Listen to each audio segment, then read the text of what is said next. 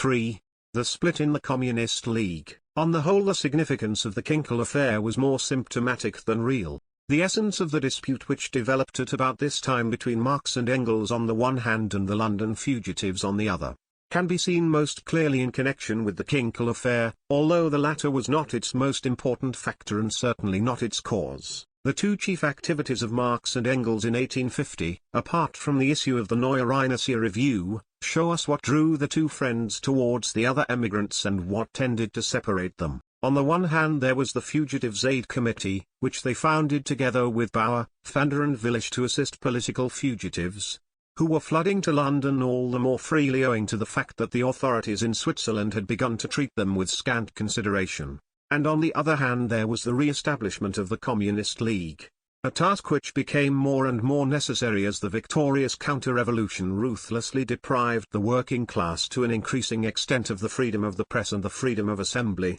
In fact, of all the means of open propaganda, one may sum up the situation by saying that Marx and Engels declared themselves in solidarity with the fugitives personally, but not politically, that they shared the sufferings of the fugitives, but not their illusions, that they sacrificed their last penny to assist the fugitives, but not the smallest fraction of their political convictions. The German, and still more so the international emigration, represented a confused mixture of the most diverse elements. And yet they all hoped for a resuscitation of the revolution which would permit them to return home, and they all worked for this aim so that there appeared to be a basis for joint action. But in practice every concrete effort invariably failed.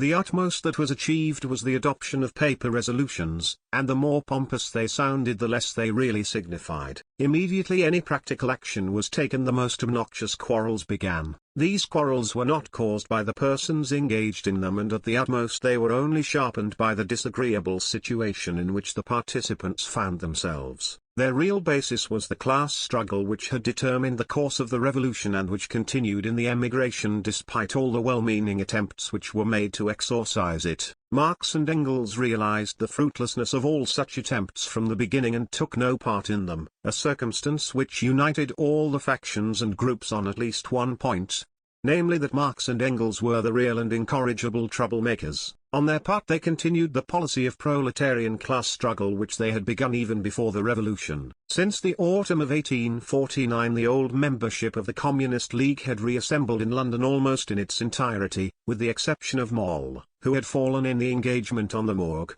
Schapper, who arrived only in the summer of 1850, and Wilhelm Wolff, who came to London from Switzerland only a year later. In addition, new members had been won. There was August Willich, a former Prussian officer who had been won over by his adjutant Engels and had shown himself a capable leader of his volunteer corps during the campaign in Baden and the Palatinate. He was a very useful man, but theoretically vague. Then there were many younger men. The merchant Konrad Schramm, the teacher Wilhelm Pieper, and above all Wilhelm Liebknecht, who had studied at various German universities but had taken his finals in the insurrection in Baden and in exile in Switzerland. In the following years all these men were closely connected with Marx, most devotedly probably Liebknecht. Marx did not always speak so highly of the other two, who caused him a certain amount of trouble, but one must not take every word uttered in annoyance at its face value. Konrad Schramm died young of consumption, and Marx declared that he had been the Percy Hotspur of the party, and referring to Pieper he declared that, all in all he was a bon garçon. Thanks to Pieper the Göttingen advocate Johannes Michel came into correspondence with Marx and then joined the Communist League.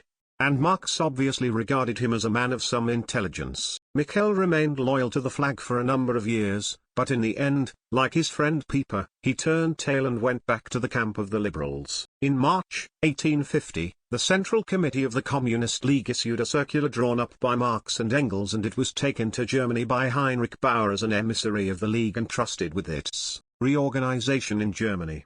It was based on the belief that a new revolution was approaching, perhaps as a result of an independent rising of the French proletariat, or as a result of an invasion of the revolutionary Babel by the forces of the Holy Alliance. Just as the March Revolution had carried the bourgeoisie to victory, so the coming revolution would carry the petty bourgeoisie to victory, and the latter would then again betray the proletariat. The attitude of the Revolutionary Workers' Party to the petty bourgeois Democrats was summed up as follows. The Revolutionary Workers' Party will cooperate with the petty bourgeois Democrats against the faction whose overthrow they both desire.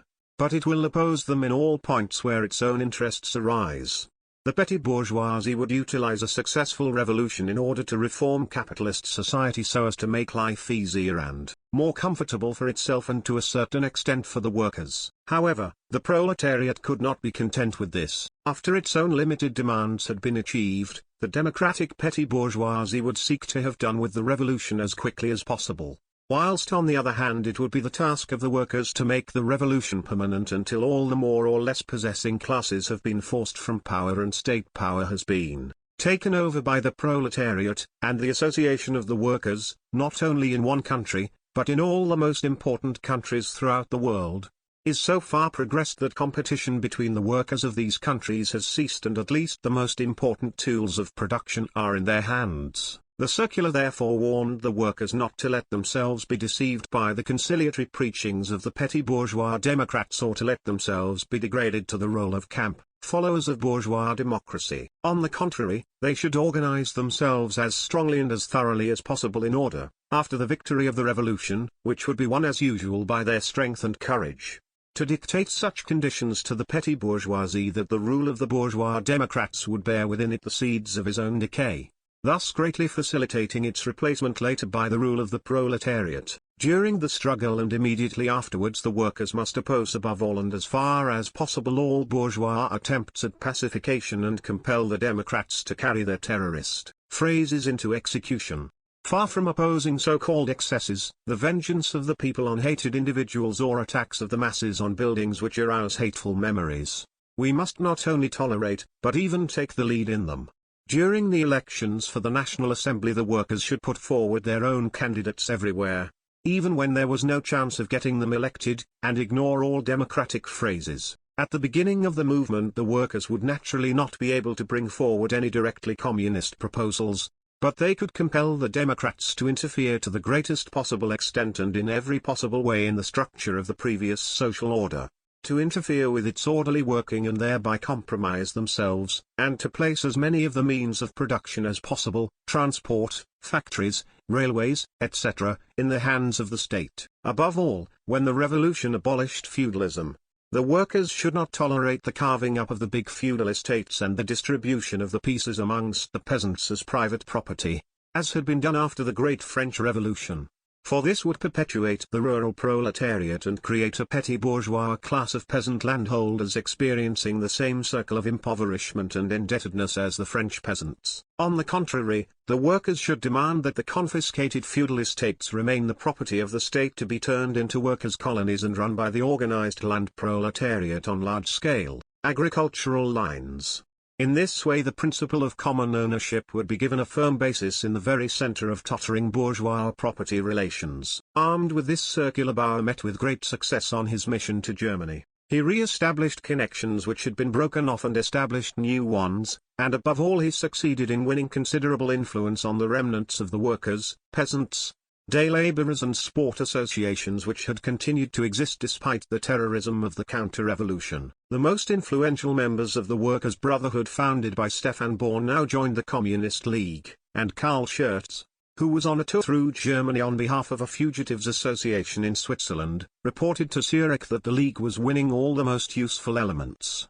In a document issued in June 1850, the Central Committee was able to report that the League had won a firm footing in a number of German towns and that leading committees had been formed in Hamburg for Schleswig-Holstein, in Schwerin for Mecklenburg, in Breslau for Silesia, in Leipzig for Saxony and Berlin, in Nuremberg for Bavaria, and in Cologne for the Rhineland and Westphalia. The same document also declared that London was the strongest district of the League, that it provided the funds of the League almost exclusively, directed the work of the German Workers' Educational Association and of the most important emigrant groups, and that the League maintained close relations with the English, French and Hungarian revolutionary parties. However, judged from another angle, the London district of the League was also its weakest point because through it the League became involved more and more in the fierce and hopeless struggles of the emigrants. During the summer of 1850 the hope that the revolution would soon revive disappeared visibly. In France the general franchise was destroyed without producing any rising on the part of the workers, and the decision now lay between the pretender Louis Bonaparte and the monarchist reactionary National Assembly. In Germany the democratic petty bourgeoisie retired from the political arena whilst the liberal bourgeoisie joined in the body-snatching activities which Prussia immediately began at the expense of the revolution. However, Prussia was cheated by the other German states, which all danced to the tune of Austria, whilst the Tsar flourished then out threateningly over the whole of Germany. The more obvious the revolutionary ebb became, the more the emigration intensified its efforts to create an artificial revolution. It deliberately ignored all the warning signs and placed its hope in miracles, which it sought to perform by strength of will and determination alone. At the same time and to the same extent it became distrustful of any self-criticism within its ranks, and as a result Marx and Engels, who clearly realized the situation, came into deeper and deeper conflict with the other emigrants. How could the voice of logic and reason hope to master the storm of passion which was rising higher and higher in the hearts of men who were growing more and more desperate? It was hopeless.